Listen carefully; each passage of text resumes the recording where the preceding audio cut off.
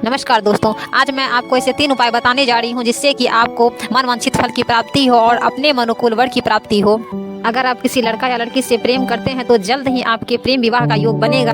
करना यह है कि किसी भी सोमवार को या फिर शिवरात्रि पर आपको बेलपत्र ले लेने हैं जो 108 हो और उसमें 3 पत्ते हो। ऐसे बेलपत्र को लेकर उसमें सफेद चंदन की बिंदी लगाकर अपना मनोरथ बोलते हुए शिवलिंग पर आप अर्पित करें। बेलपत्र पर अपनी मनोकामना लिखकर बहते हुए जल में प्रवाहित करने से भी मनोकामना जल्द पूर्ण होती है। किसी भी भाषा में आप अपनी मनोकामना लिख सकते हैं। ईश्वर आपकी भावना को समझकर जल्द ही आपके मनोरथ पूर्ण करेंगे।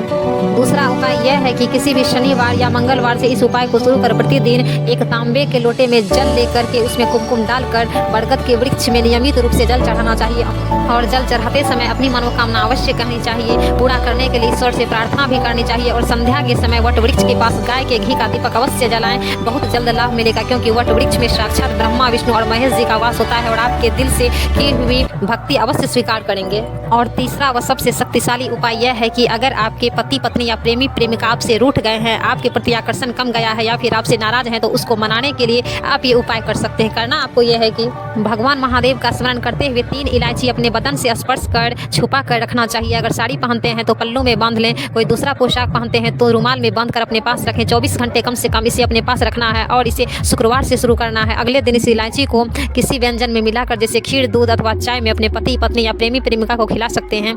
ऐसा 3 शुक्रवार करने से आपके मनोरथ जल्द ही पूर्ण होंगे।